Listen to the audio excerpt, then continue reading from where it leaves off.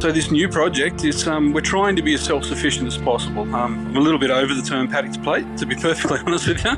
It's been used and abused, and I think, everything starts in a paddock and ends up on a plate. It's just about how far it travels to get to you. This is the Deep in the Weeds podcast. I'm Anthony Huckstep. When we last caught up with Colin Barker, the boathouse on Blackwattle Bay had closed and he was weighing up where his future might lie. After making a name for himself as one of Australia's best seafood chefs, he's now doing something a little different. Colin, how are you? I'm well, Huck. How are you, mate? Good. You're no longer by the sea cooking fish. You've headed west.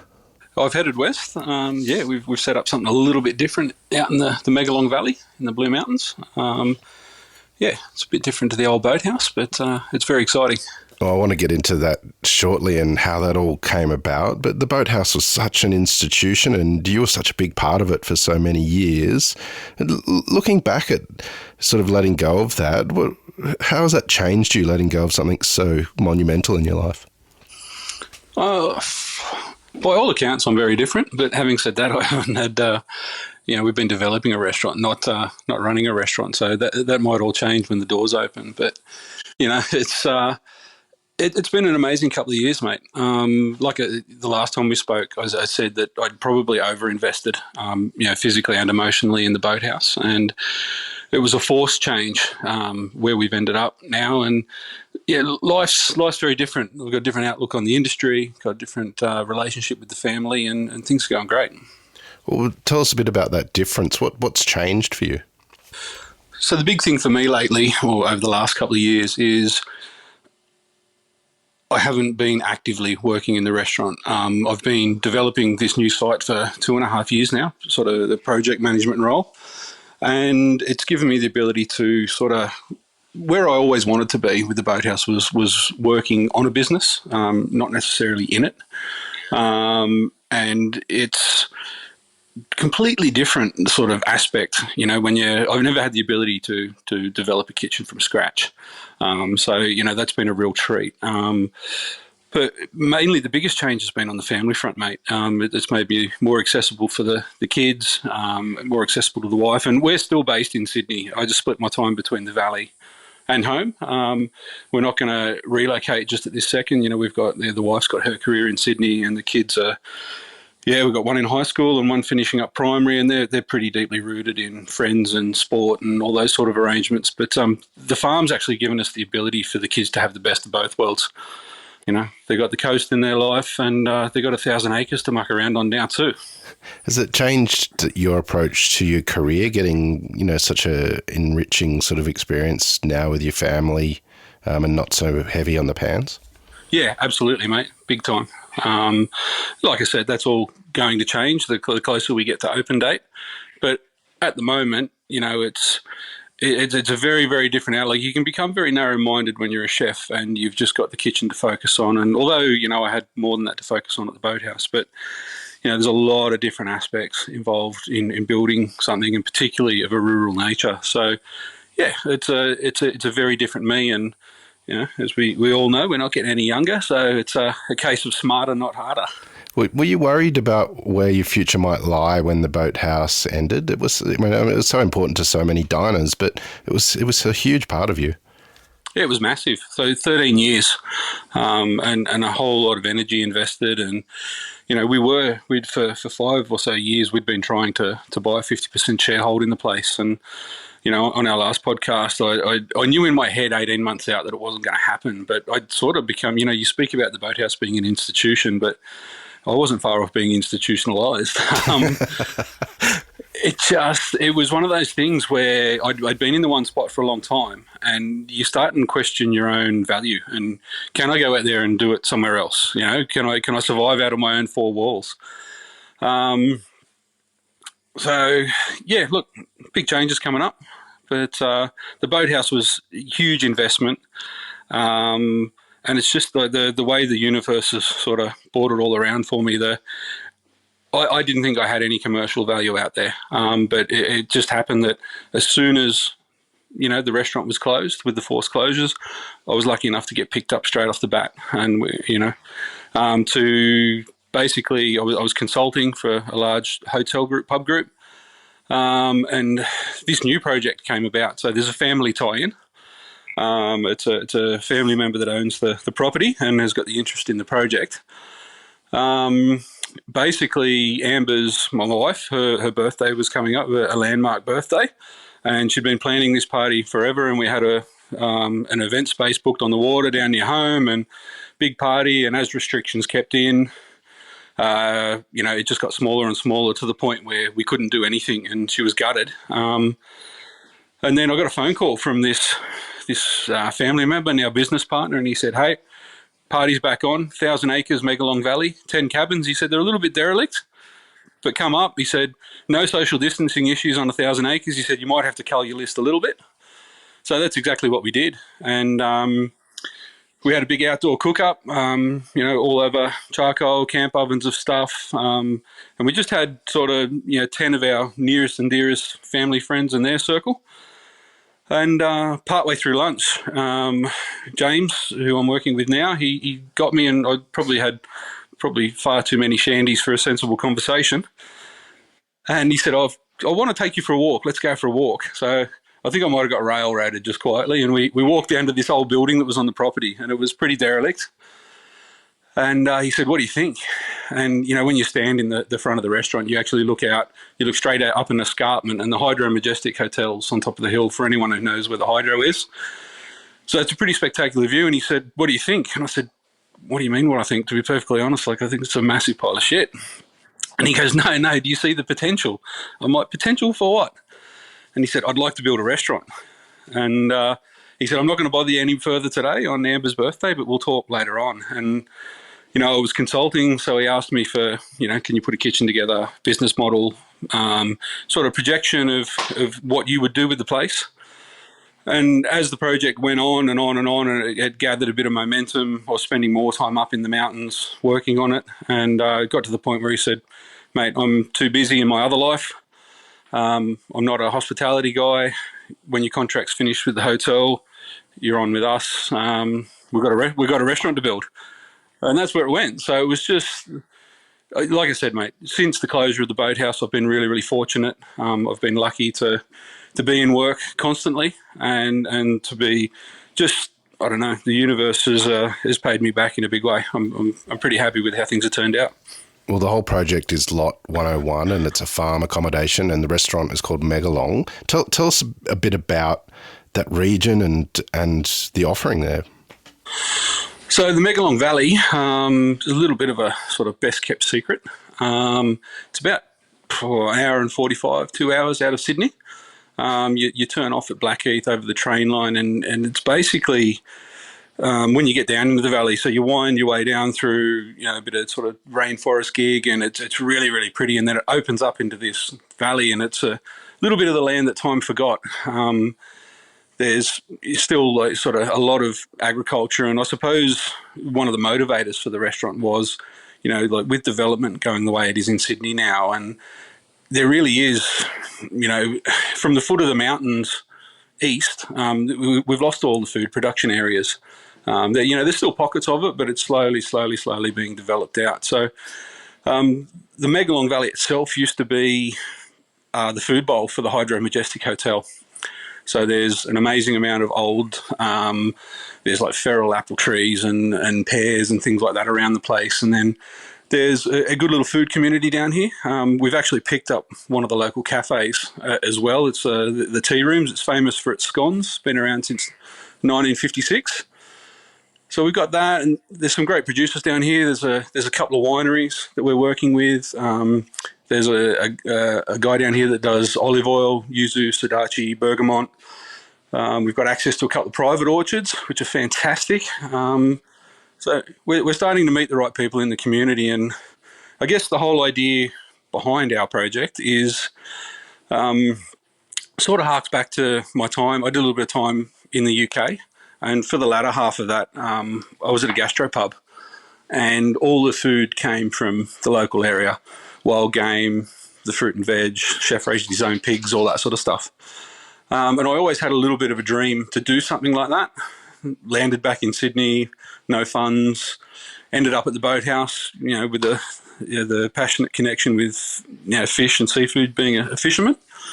And so this new project is we're trying to be as self-sufficient as possible. I'm a little bit over the term paddock to plate, to be perfectly honest with you.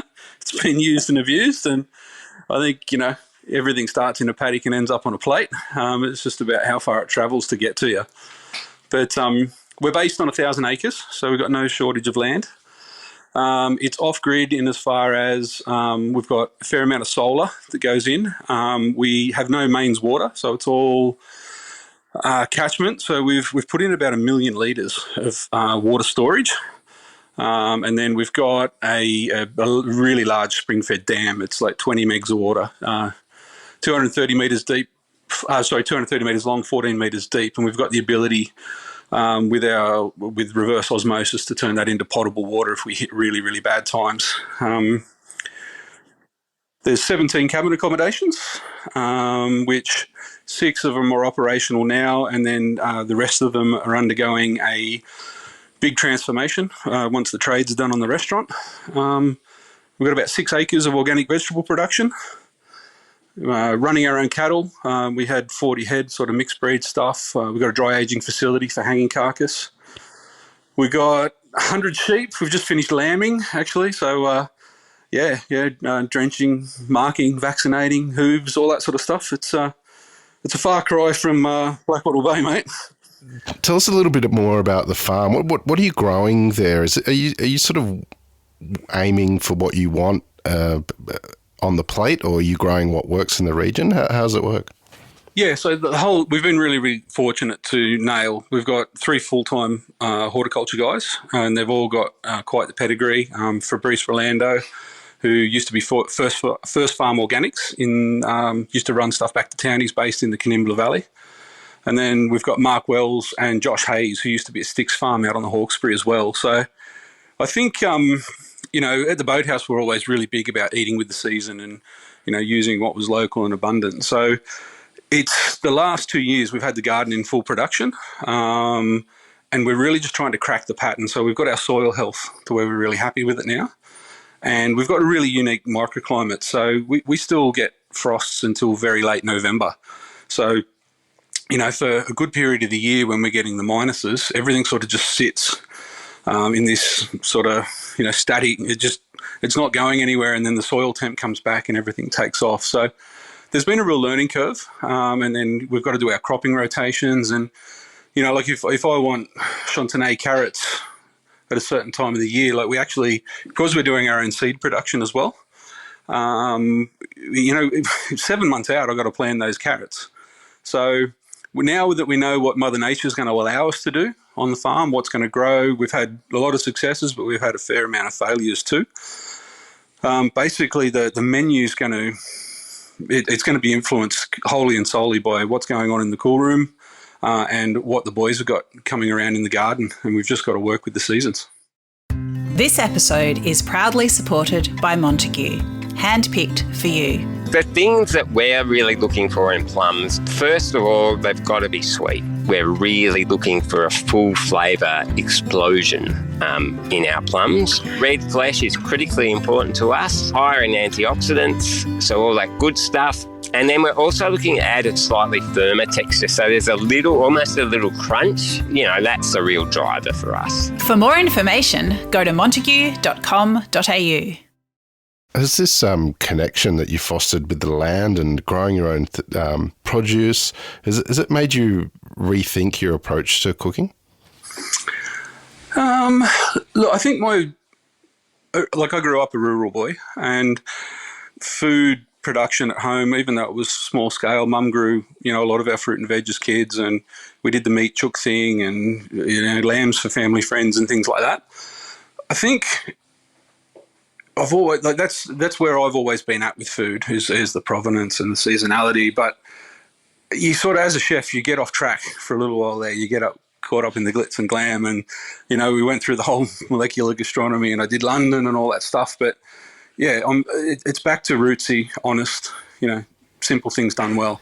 Is there any sort of, I know there's still a bit of, you're still working on everything, but is there some dishes or some things that you've been working on? You've been cooking seafood for so long. What's it like jumping into sort of terrestrial proteins? Yeah, look, it's been interesting. It's obviously, fishing and hunting's a big part of who I am. So, the land animals have always featured quite heavily on the menus, and it's just that we've had a little bit of a momentum swing where once upon a time we ate a lot of seafood at home, and it was the odd bit of venison or something like that, or a good piece of beef from somewhere. But now it's the other way around. We've got an excess of red meat and bird and things like that, and I just got to mix it in with a little bit of wild caught protein myself. So it's look, it's been really interesting, mate. And for instance, we pushed 2 steers through the abattoir recently, and we hung them in our facility, and we had a return weight of 660 kilos. And you don't get, there's only 2 sections of rib, there's only 2 sections of sirloin, there's a whole lot of secondary gear. Yet you want to do justice to the whole creature. So that's where we're really, really lucky in having the cafe up here, which it's a busy little beast. But it's given us the ability. We took all the shins and braised them down for pie mixture. We made 80 kilos of snags. All the brisket and all the silverside we corned and turned into Reuben sandwiches, and then all the bones turned into stocks for bone broth, or for retail purposes, or to go into pie mixtures. So it makes you think outside of the square. Instead of just ordering boxes of loins or boxes of cheeks or whatever it happens to be, you've got to do the animal justice. And I think being a part of raising that animal, it gives you the added level of respect, and you want to do everything you can to use every piece and do it justice.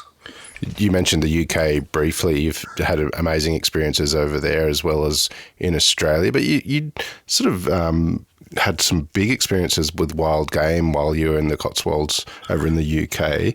Do you have any stories from that time and what you learnt sort of from their incredible game birds?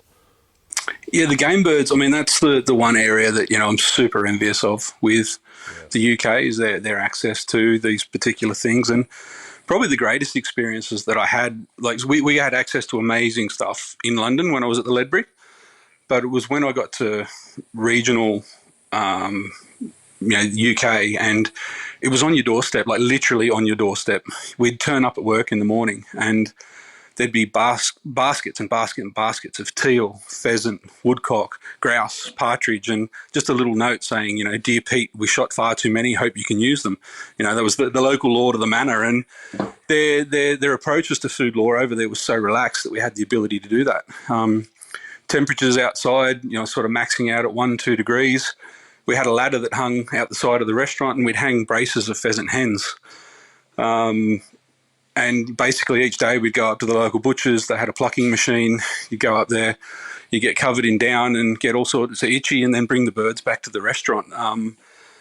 And for anyone who's up on their game birds, the male pheasants don't eat particularly well, but they're a really, really beautiful bird with their plumage. And when the game season was on, all the locals were so embracing of it. And to signify that game season was on, the chef used to hang the male birds as a corridor out the front of the restaurant. So he used to walk through this wall of, and Pete's sixth sense of humour, it was to ward off all the evil vegetarian spirits.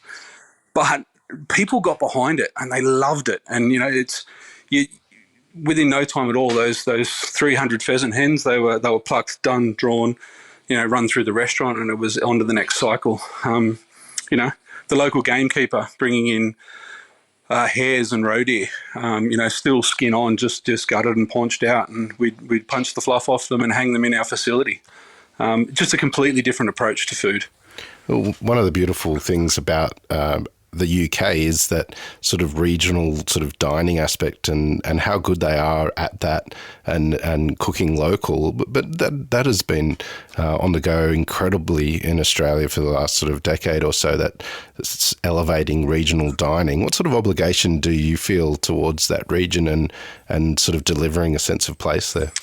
Yeah, so this has been a real, I've had 2 years to think about it, but it is such a unique environment here, and we've got a lot of really beautiful artisanal producers in and around the area. And as time goes on, we make a little bit of noise. There's more people that are coming to the fore. So the restaurant's only small. We've got a lot of space, but our seating plan's only 40, 45. And we want it's going to be a tasting menu, and we want it to reflect not only our farm but the other regional producers, and the produce that is abundant in the area. A lot of people have been chasing me. Are we going to see seafood? Are we going to see snapper pie? Seafood in its true sense, saltwater, I don't think so. I just think that it'll look a little bit out of rhythm with what we're doing here, but there's a lot of amazing freshwater aquaculture products in Australia that we can use. We can use the yabbies, we can use the marrons. The Murray cod is kicking off in big ways. We've stocked one of our dams with trout fingerlings up here. We've just got to look at the legalities of what we can do with using those. So it's just sort of broadened the horizons. But the other thing too, having our own production area and actually allowing these vegetables to go through an entire life cycle. I'm looking, I'm going to sound like a real tool here, but looking at the back of the kitchen right now, and we've got massive plantings of globe artichokes and fennel that we've let go to seed and bolt at the moment. But we've done the same thing with lettuces. We've done the same thing with certain Chinese greens. And we're not focusing on that supermarket product, that picture perfect, there's your lettuce, it's available in one size. We've got the ability to eat it basically straight out of the seedling production. We can let it go to a normal salad-sized lettuce, but then we can also, once it bolts, we can look at using other parts of the lettuce, and just approaching the vegetables and getting different flavors and textures and using them at different periods to create different products. So that's probably the big thing, and the main focus of the restaurant is just being a little bit left of center with how we use the product that we're growing. Has it had its challenges building a restaurant from scratch during this period of time of such weird upheaval with access to materials and staff shortages? What's it been like? Yeah, absolutely. It's been massive. One of the biggest challenges we had was obviously the projected budget with materials going up by 30-40%. Like, that was a killer. We were fairly lucky with our regional setting and the fact that we have got these cabins on the block because a lot of our trades are from Sydney. So they were coming up, and so they all had the ability to travel on basically their work passport. And they were coming up and they were spending, basically their full-time living on site and knocking it out. So the labour side of things wasn't quite as challenging as I thought it was going to be. But yeah, the logistical side of things, getting things to and from. The other thing that we had to contend with along the way was the valley's one road in, one road out. And all this rain we had landslides that closed the valley for days on end. So people were actually literally isolated down here, and it was a subsistence lifestyle. We were living out of the cool rooms and the gardens. So it's been interesting, mate. That is a serious lock-in. You've been working on this project for a couple of years now. How close are you to opening? When's the plan? We're pushing for March if everything goes to plan. So obviously, staffing is a big thing. I've been fortunate enough to have a lot of my Boathouse guys have put their hand up, and they're going to relocate. Some of them had already relocated. Some of the guys that were on visas found themselves in the mountains anyway because it was easier to get placement in regional. So I've been really, really lucky there, but we've still got, plenty of positions that we need to fill. And then it's just sort of, we've still got equipment and things that have been on back order since forever that we're waiting to turn up so we can do sign off. You've put so much effort into this from the ground up. How's it going to feel when you swing the doors open to the restaurant in March? Look, it's been fun. It's a massive project, huge scale, and it's had its highs and it's had its lows. But I'm getting to it's getting down to the nitty gritty now, and I'm just quietly starting to brick it. So yeah, we've got about what every restaurateur will say the same thing. You end up having to cram 6 months worth of work into the last 2 months to get it done, and that's where we're at now, mate. So we're doing the duck thing. We look pretty calm and collected on top, and the feet are going a million mile an hour underneath. Well, it's looking like COVID is hopefully behind us, and we should have a good year ahead. What are you looking forward to as the restaurant has opened and down the track in the year ahead? I just really want to start cooking for people again, mate. Nothing gives me greater pleasure than cooking for people.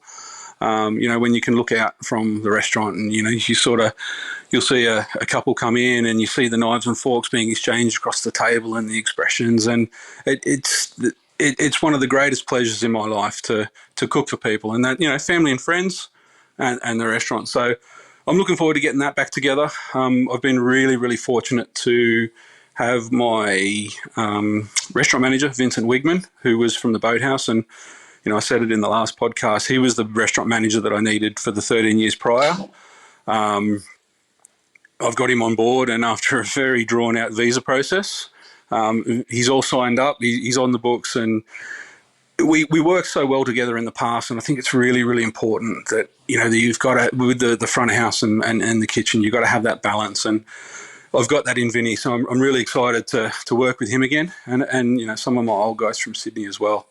But also too, there's a little bit of, we're starting to get, local kids turn up and say, I've heard about the project, we'd love to take on an apprenticeship. So, we can get to nurturing and teaching as well. Amazing. Well, Colin, I can't wait to see Megalong when it's open and experience it. Like many people will probably absolutely love to get there, as they did at the Boathouse all those years when you were on the pans. It's an absolute pleasure to catch up with you, as always. Keep in touch, and we'll catch up again soon. Thanks for the time, Huck. The other thing I just wanted to touch on before we left is, the last chat that I had with you was very doom and gloom. And, I'd lost 13 years of sort of what I was invested in, but the podcast actually gave me the ability to voice some things that I wasn't allowed to sort of go into with lease agreements. And, a lot of people think that we just packed the Boathouse up and we ducktailed and run, but, we were sort of forced into a corner, and it gave me an outlet to tell industry people. It was quite cathartic. So, big ups to you and the guys for giving us the ability to do that, mate. Well, we love hearing your stories, mate, and it's an absolute honour to give you the platform to let you share them. Keep in touch, mate. Good luck. Can't wait to see what you do. Thanks, Huck. This is the Deep in the Weeds podcast. I'm Anthony Huckstep. Stay tuned as we take a deep dive into the lives of the incredible people who ply their trade in the food and hospitality sector. Special thanks to executive producer Rob Locke for making this all happen. Follow us on Instagram at Deep in the Weeds Podcast, or email us at podcast@deepintheweeds.com.au. Stay safe and be well.